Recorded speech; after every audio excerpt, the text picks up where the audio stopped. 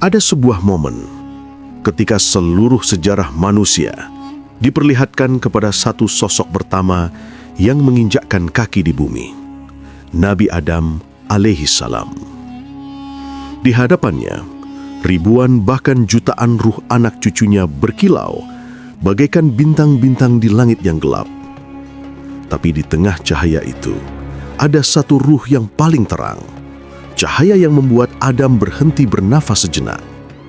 Ya Allah, siapakah ruh yang bercahaya seperti itu? Dari pertanyaan itulah mengalir kisah besar tentang amanah, lupa, umur, dan takdir. Kisah yang menjadi pondasi mengapa kita hari ini memikul beban moral tertentu sebagai keturunan Adam. Dan dari momen itu pula, nama seorang Nabi Agung mulai ditulis dalam lembaran sejarah, Daud alaihi salam. Ketika Nabi Adam alaihi salam baru saja ditempatkan di bumi sebagai khalifah pertama, Allah memperlihatkan kepadanya satu peristiwa yang sangat agung. Peristiwa itu bukan tentang gunung, bukan tentang langit, bukan tentang hewan-hewan yang memenuhi bumi, tetapi tentang sesuatu yang jauh lebih besar. Perjalanan panjang seluruh keturunannya, sejak awal hingga akhir zaman. Dalam sebuah hadis sahih diriwayatkan oleh Tirmidzi, Ahmad, dan Hakim, Allah mengeluarkan ruh seluruh anak cucu Adam dari tulang rusuknya, kemudian memperlihatkannya kepada beliau. Ruh-ruh itu tampak bagi titik-titik cahaya. Ada yang redup, ada yang sedang, ada yang terang. Adam melihat semuanya sekaligus dalam satu pandangan yang hanya diberikan kepada seorang manusia pertama yang dipilih untuk menjadi awal perjalanan sejarah. Ketika Adam memperhatikan dengan seksama cahaya-cahaya yang bertaburan itu, matanya tertuju pada satu ruh yang sinarnya jauh lebih terang dibanding lainnya. Cahaya itu tidak menyilaukan, tetapi kuat, hangat, dan berwibawa, seolah memiliki bobot makna yang tidak dimiliki yang lain. Adam berhenti memperhatikan ruh-ruh lain dan terpikat pada satu titik cahaya itu. Dalam hadis disebutkan bahwa Adam bertanya, "Wahai Tuhanku, siapakah ruh yang bercahaya ini?" Lalu Allah menjawab, "Itu adalah Daud, seorang nabi dari keturunanmu." Sumber penjelasan ini sahih, dinilai hasan oleh Al-Balani dalam silsilah sahihah. Adam terdiam. Ia belum pernah mendengar nama itu sebelumnya, tetapi Allah memperlihatkan kilasan masa depan yang membuat Adam mengetahui bahwa ruh ini akan memikul beban tugas kerasulan dan kepemimpinan di masa yang jauh setelah dirinya. Dalam pandangan itu, Allah mengajarkan bahwa cahaya ruh bukan berasal dari jasad atau rubah fisik, tetapi dari kadar cahaya iman dan kedudukan yang Allah tetapkan bagi hamba yang Dia kehendaki. Adam mengetahui bahwa setiap ruh yang ia lihat akan hidup di dunia, menjalani perjalanan masing-masing, menghadapi ujian sesuai kadar yang Allah tetapkan. Namun ruh ini tampak berbeda. Maka Adam kembali bertanya, "Wahai Robku, berapa usia anak ini?" Allah berfirman, 60 tahun. Adam terkejut. Cahaya seterang itu, tugas sebesar itu, dan hanya 60 tahun. Dalam hati Adam, 60 tahun tampak terlalu sedikit untuk menjalankan amanah yang begitu besar. Maka Adam berkata, "Wahai Tuhanku, tambahkanlah usianya." Allah bertanya kembali, "Berapa yang engkau berikan kepadanya?" Adam menjawab, "Tambahkan 40 tahun dari umurku untuknya." Pada saat itu belum ada manusia lain, belum ada kehidupan panjang yang dapat dijadikan perbandingan. Tetapi Allah menerima permohonan Adam dan menetapkan bahwa umur Daud akan menjadi 100 tahun. 60 tahun yang asli ditambah 40 tahun hibah dari Adam. Dan untuk Adam sendiri, Allah menetapkan umur 1000 tahun. Waktu kemudian berjalan. Adam hidup ratusan tahun di bumi, menyaksikan anak cucunya berkembang, menyembah Allah, dan sebagian mulai menyimpang. Ia mengajarkan tauhid, ia mengajarkan syukur, ia mengajarkan batasan halal dan haram.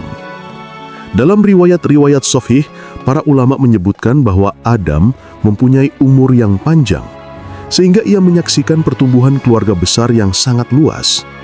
Namun ketika usianya mencapai 960 tahun, datanglah malaikat maut. Adam memandang malaikat itu dan berkata, "Bukankah masih tersisa 40 tahun dari umurku?" Malaikat menjawab bahwa Adam telah menghibahkan 40 tahun itu kepada Nabi Daud. Adam menjawab, "Aku tidak mengingatnya." Rasulullah SAW kemudian menuturkan dalam hadis yang sama, "Adam lupa, maka manusia pun lupa. Adam mengingkari, maka anak cucu pun mengingkari." Ini bukan celaan bagi Nabi Adam. Para ulama menjelaskan bahwa lupa bukanlah maksiat bagi para nabi, tetapi sifat manusiawi yang Allah izinkan terjadi sebagai hikmah untuk agar manusia memahami bahwa ketidaksempurnaan adalah bagian dari fitrah. Dalam beberapa riwayat tafsir, para ulama mencatat bahwa Nabi Daud adalah salah satu nabi yang paling kuat dalam ibadah, paling teguh dalam keadilan, dan paling berat ujiannya dalam memimpin Bani Israel. Cahaya yang dilihat Adam bukan sekedar tanda kedudukan duniawi, tetapi kedudukan di sisi Allah, kedudukan seorang nabi yang kelak memimpin umat di tengah kekacauan moral dan spiritual Bani Israel. Adam tidak diperlihatkan kehidupannya secara detail, tetapi cukup baginya melihat bahwa ruh itu berada dalam deretan orang yang diberi kedudukan tinggi. Allah tidak memperlihatkan semua perjalanan kehidupan para nabi kepada Adam, tetapi hanya tanda-tanda tertentu yang menjadi bagian dari hikmahnya. Cahaya ruh itu sendiri adalah bukti bahwa Allah telah memilih Nabi Daud sebagai salah satu dari sedikit manusia yang mendapatkan dua gelar sekaligus, Nabi dan Raja. Gelar ini hanya diberikan kepada beberapa nabi seperti Yusuf, Sulaiman, dan Daud.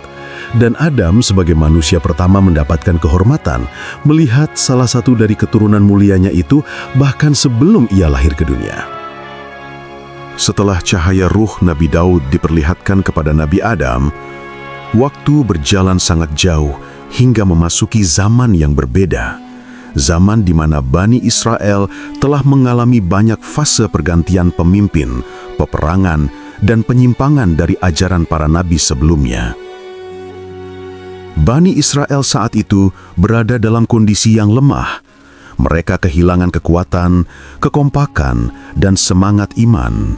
Musuh-musuh mereka menguasai banyak wilayah, termasuk bangsa yang dipimpin seorang tiran besar bernama Jalut. Jalut adalah seorang raksasa bertubuh besar dan bertenaga luar biasa yang menebar rasa takut kemanapun ia pergi. Di hadapan pasukan Jalut, Bani Israel selalu terpecah, gentar, dan berputus asa. Dalam masa itulah, hidup seorang anak muda bernama Daud. Ia belum dikenal sebagai nabi, belum dikenal sebagai raja, bahkan belum dikenal sebagai pemimpin pasukan. Ia hanyalah seorang penggembala yang hidup sederhana bersama keluarganya. Pekerjaannya setiap hari adalah mengembalakan domba-domba, mengamati alam, menghafal doa-doa, dan menjaga amanah keluarganya. Namun dalam kesederhanaan itu, Daud memperlihatkan bakat yang tidak biasa. Ia memiliki kecerdasan, keberanian, dan ketenangan hati yang jarang dimiliki pemuda seusianya. Bahkan sebelum ia dikenal sebagai pemimpin, ia dikenal terlebih dahulu sebagai seorang yang memiliki hubungan yang tenang dan dekat dengan Allah. Daud lahir dalam keluarga yang taat pada ajaran Allah. Ayahnya mendidiknya dengan akhlak, kesabaran, dan kerendahan hati. Daud bukan anak yang muncul dari istana atau keluarga bangsawan. Ia muncul dari padang-padang gembala, dari tempat sunyi di mana seorang hamba dapat merasakan dekatnya pertolongan Allah tanpa hiruk-pikuk dunia. Pada masa itu, Bani Israel meminta kepada nabi mereka yang dalam banyak tafsir disebut sebagai Nabi Syamuel atau Samuel, agar Allah mengutus seorang raja untuk memimpin mereka melawan musuh. Nabi mereka memperingatkan bahwa jika Allah mengutus seorang pemimpin, mereka harus patuh dan tidak membangkang.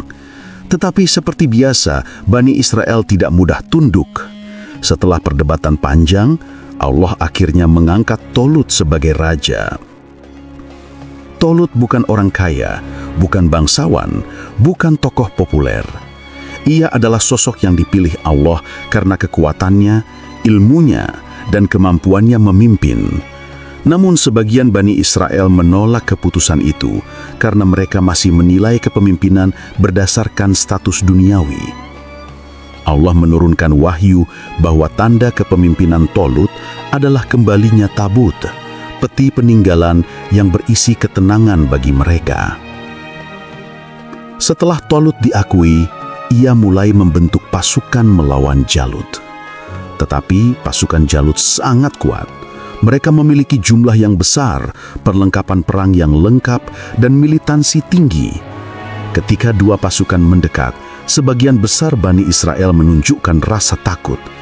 Banyak yang kembali, banyak yang ragu, dan banyak yang berhenti berjuang. Hanya sedikit dari mereka yang tetap tegar, yang disebut Allah dalam Al-Baqarah sebagai orang-orang yang yakin bahwa mereka akan menemui Allah. Daud tidak berada dalam barisan pasukan besar itu. Ia masih tetap mengembala. Suatu hari, ayahnya memintanya pergi ke medan pertempuran untuk mengantarkan makanan kepada saudara-saudaranya yang ikut perang. Daud menerima perintah itu dengan patuh dan berangkat membawa gandum dan bekal. Ia sama sekali tidak berniat masuk dalam pertempuran besar melawan Jalut. Ia hanya melaksanakan tugas seorang anak kepada ayahnya. Namun sesampainya di medan perang, Daud melihat sebuah pemandangan yang berbeda. Ia melihat Jalut berdiri di tengah lapangan dengan baju besi besar yang memantulkan cahaya matahari. Jalut menyeru pasukan Bani Israel untuk memanggil seorang yang berani maju melawannya satu lawan satu. Siapapun yang mampu mengalahkannya akan mengalahkan seluruh pasukannya. Tetapi tidak ada seorang pun yang berani maju. Tolut sebagai seorang raja dan pemimpin pasukan menyadari bahwa tidak ada dari tentaranya yang cukup kuat menghadapi Jalut.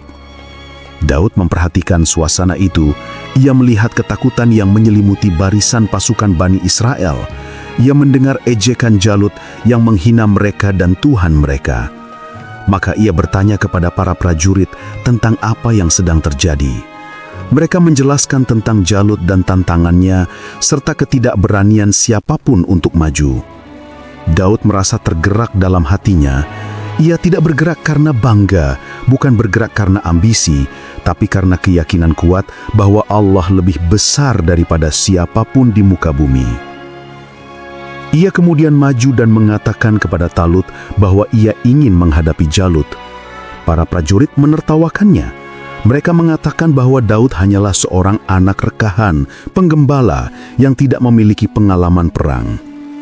Tolut pun awalnya ragu. Namun ketika ia melihat keyakinan Daud, ketenangan hatinya, dan keberaniannya yang bersumber dari tauhid, Tolut mulai menyadari bahwa ada sesuatu pada diri Daud yang berbeda dari yang lain. Tolut mencoba memberikan baju besinya kepada Daud. Tetapi baju itu terlalu berat untuknya.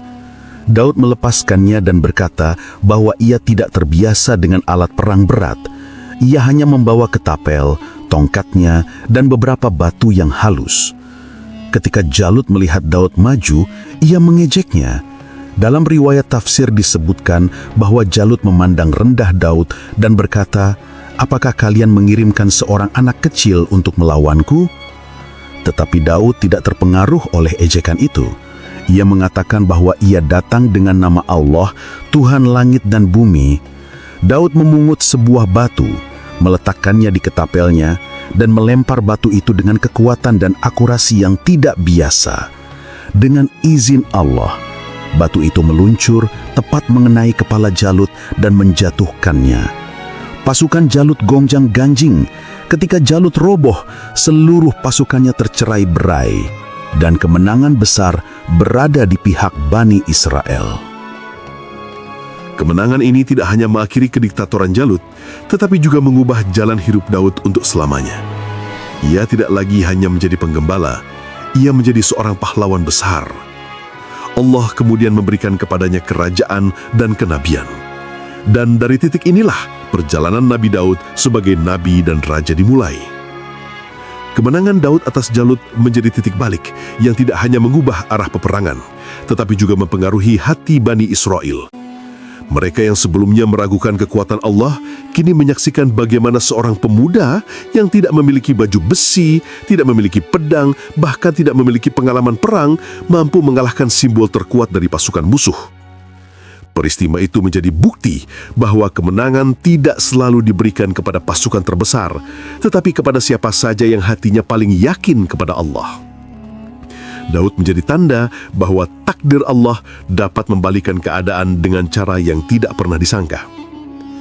Setelah Jalut roboh, pasukan musuh tercerai-berai dan Bani Israel meraih kemenangan besar. Dalam kegembiraan itu, Tolut membawa Daud pulang ke negerinya dan memperkenalkannya kepada rakyat sebagai pahlawan. Namun, popularitas yang meningkat tidak mengubah Daud. Ia tetap rendah hati, tetap menjalankan kewajiban sebagai keluarga biasa, dan tetap menggembala ketika tugasnya tidak diperlukan. Ketika sebagian kaum mulai memuji kehebatannya, Daud mengembalikan semua pujian itu kepada Allah, karena ia tahu bahwa ketepilnya bukanlah penyebab kemenangan. Batu itu bukan penentu, kekuatan tangannya bukan faktor. Yang membuat batu itu tepat mengenai sasaran hanyalah pertolongan Allah. Rakyat mulai mencintai Daud. Mereka melihat padanya ketulusan, keberanian, dan keimanan yang tidak dibuat-buat. Nama Daud semakin dikenal di seluruh wilayah Bani Israel. Namun, popularitas itu juga menimbulkan kecemburuan di hati sebagian orang, termasuk sebagian pengikut Tolut. Tetapi Tolut sendiri menyadari bahwa apa yang terjadi pada Daud bukan sesuatu yang bisa ia lawan. Ia melihat tanda-tanda kenabian dalam diri pemuda itu, meski Allah belum menurunkan wahyu kepadanya secara penuh. Dalam masa inilah, Allah mempersiapkan Daud untuk tugas yang jauh lebih besar. Meskipun ia telah berhasil mengalahkan Jalut, Allah belum memberinya kerajaan secara langsung. Kejayaan itu harus didahului proses panjang yang akan membentuk kepribadiannya sebagai pemimpin. Ia harus mengenal umatnya lebih dalam, merasakan kebutuhan rakyatnya, dan memahami susah payah kehidupan sebelum ia duduk di kursi kekuasaan. Ini adalah sunatullah bagi para nabi dan pemimpin. Mereka tidak dibesarkan dalam kemewahan, tetapi dalam ujian-ujian yang menguatkan jiwa. Daud kemudian mulai membantu Tolut dalam urusan pemerintahan dan peperangan. Ia memimpin sebagian pasukan kecil dan mulai dikenal sebagai panglima muda yang bijaksana. Ia tidak mengandalkan kekuatan fisiknya, tetapi kecerdasannya dalam mengatur strategi dan ketajaman membaca situasi. Setiap peperangan yang ia pimpin berakhir dengan kemenangan, dan ini membuat rakyat semakin percaya kepadanya. Namun, sebagaimana manusia adalah makhluk yang diuji, Daud pun menghadapi ujian besar. Dalam beberapa riwayat tafsir, diceritakan bahwa sebagian orang mulai memuji Daud secara berlebihan di hadapan Tolut. Pujian itu memicu fitnah, karena sebagian pengikut Tolut memandang popularitas Daud sebagai ancaman terhadap kekuasaan. Daud tidak meminta kekuasaan, ia tidak mencari jabatan. Tetapi ujian kecemburuan manusia adalah hal yang tidak dapat dihindari dalam perjalanan seorang hamba Allah yang dipilih. Allah melindungi Daud dari permusuhan itu, dan setelah beberapa waktu, Tolut wafat dalam peperangan. Dengan wafatnya Tolut, Allah menurunkan ketetapan yang disebutkan dalam Al-Baqarah ayat 251. Allah memberikan kepada Daud kerajaan dan hikmah. Para ulama tafsir menjelaskan bahwa hikmah di sini berarti kenabian. Daud bukan hanya menjadi raja, tetapi juga nabi yang menerima wahyu dari Allah. Di usia yang masih sangat muda, ia memegang dua amanah besar sekaligus, memimpin umat dan menyampaikan wahyu.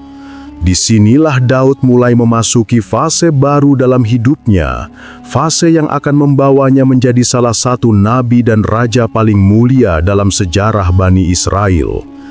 Allah menurunkan kepadanya kitab Zabur, kitab suci yang berisi zikir, pujian, dan nasihat. Kitab itu berbeda dengan Taurat yang berisi banyak hukum. Zabur adalah kitab yang menenangkan hati, yang dibaca dengan suara merdu, dan yang membuat manusia semakin dekat kepada Allah. Dan suara Daud adalah alat terbaik untuk menyampaikan pesan-pesan Zabur kepada umat. Suara Daud bukan suara biasa. Dalam Saba ayat 10, Allah berfirman bahwa gunung-gunung dan burung-burung bertasbih bersama Daud ketika ia membaca Zabur. Para mufasir menjelaskan bahwa suara Daud bisa membuat burung berhenti terbang dan duduk di dahan sambil menengadahkan kepala mendengarkan. Gunung-gunung bergema mengikuti irama bacaannya. Jika ia membaca ayat-ayat tauhid, suara itu seakan membelah langit. Jika ia membaca ayat-ayat pujian, alam menjadi saksi bagi ketelusan hatinya. Namun suara merdu dan kekuasaan bukanlah inti dari kehidupan Daud. Inti dari hidupnya adalah ibadah. Rasulullah Shallallahu Alaihi Wasallam bersabda bahwa sholat malam terbaik adalah sholat malam Nabi Daud. Ia tidur separuh malam, bangun sepertiganya, lalu tidur seperenam terakhir. Ini adalah jadwal terbaik bagi manusia untuk mendapatkan kekuatan jasmani dan ruhani. Rasulullah juga berkata bahwa puasa terbaik adalah puasa Nabi Daud. Sehari berpuasa, sehari berbuka. Ini adalah bentuk ibadah yang melatih keseimbangan dan keteguhan hati. Umat Bani Israel menyaksikan betapa Daud tidak pernah melepaskan ibadah meskipun ia memegang kekuasaan besar. Ia tidak menjadikan kerajaan sebagai alasan untuk bermewah-mewah. Bahkan sebagian riwayat sahih menyebutkan bahwa Daud membuat baju zirah dengan tangannya sendiri untuk mencari nafkah, lalu menjualnya. Rasulullah Shallallahu Alaihi Wasallam menyebutkan bahwa sebaik-baik makanan adalah makanan yang diperoleh dari hasil kerja tangan sendiri, dan Nabi Daud makan dari hasil kerjanya. Inilah bentuk ketawadukan seorang nabi sekaligus raja. Ketika kerajaan itu akhirnya berada di tangan Nabi Daud, suasana Bani Israel perlahan berubah. Mereka yang sebelumnya terpecah dan saling membenci, kini mulai menemukan ketenangan di bawah kepemimpinannya. Tidak ada yang menyangkal bahwa tangan Allah lah yang mengangkat Daud sebagai pemimpin. Kemenangannya atas Jalut bukan sesuatu yang dapat dilakukan manusia biasa. Dan setelah Allah memberinya kerajaan dan kenabian, umat pun menyaksikan sendiri bahwa kepemimpinannya bukan sekedar kekuasaan dunia, tetapi bimbingan wahyu yang menuntun setiap keputusannya. Daud bangkit setiap pagi tidak dengan kesombongan seorang raja, tetapi dengan rasa takut seorang hamba yang tahu bahwa kekuasaan dapat menjadi fitnah paling berat jika tidak dijaga. Ia tidak duduk di atas singgasana dengan pakaian kebesaran dan hiasan permata. Ia sering turun sendiri ke pasar untuk melihat keadaan rakyatnya. Dalam riwayat sahih disebutkan bahwa pernah suatu malam ia turun ke pasar tanpa diketahui, hanya untuk mendengarkan bagaimana rakyat menilai kepemimpinannya. Ia ingin memastikan apakah dirinya telah berlaku adil. Dan ketika mendengar seorang lelaki berkata, seandainya Raja Daud tidak menyibukkan diri dengan keluarganya begitu banyak, tentu lebih besar manfaatnya bagi rakyat. Daud pulang dengan perasaan berat dan memperbaiki kebiasaannya agar waktunya untuk rakyat tidak berkurang. Ia tidak marah, ia tidak mencari siapa yang berkata demikian. Ia justru berterima kasih dalam hatinya, karena kritik itu mengingatkannya bahwa seorang pemimpin tidak boleh larut dalam istirahat dan kenyamanan. Mukjizat melunakkan besi menjadi salah satu tanda yang membuat umat mengakui kenabiannya. Tanpa api dan tanpa alat berat, Daud mampu membengkokkan besi seperti orang membengkokkan lilin. Ia membuat baju zirah yang jauh lebih ringan dibanding pelat besi zamannya. Baju itu fleksibel, kuat, dan tidak kaku sehingga memudahkan para prajurit bergerak. Dari situlah teknik pembuatan rantai besi pertama kali dikenal. Ketika Allah ingin menguji seorang nabi, Allah tidak mengujinya dengan hal kecil.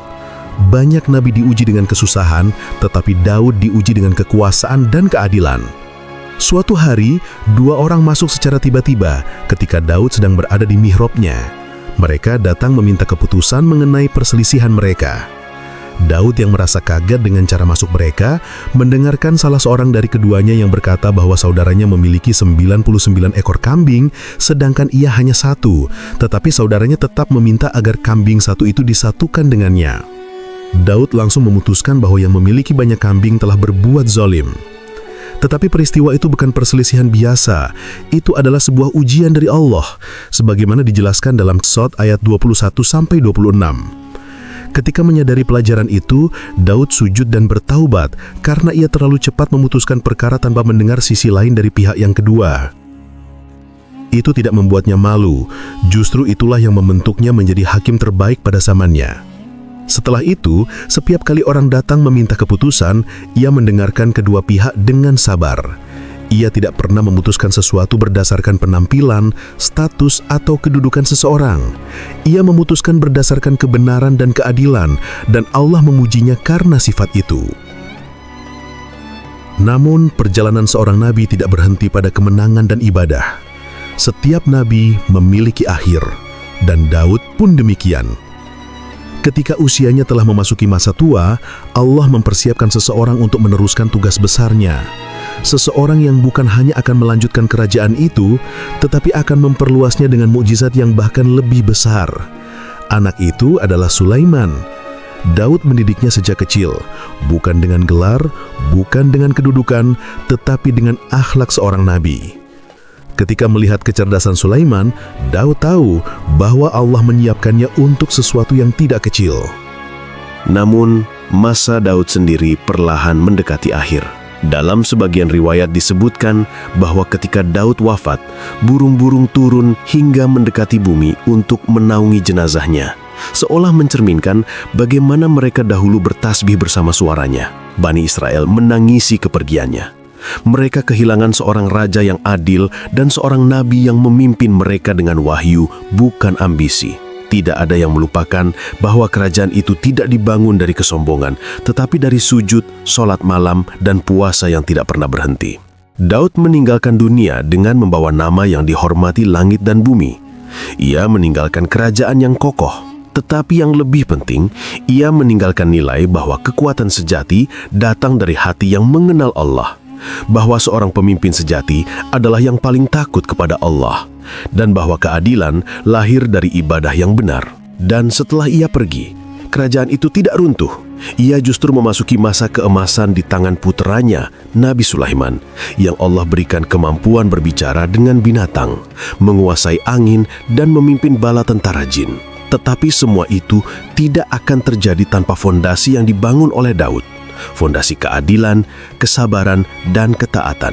Kepergian Nabi Daud memang menutup satu bab besar dalam sejarah para nabi, tetapi pengaruhnya tidak berhenti hanya pada masa itu. Setelah jenazahnya dimakamkan, masyarakat Bani Israel masih merasakan wibawa dan ketenangan yang seolah tetap tertinggal di sekitar istana.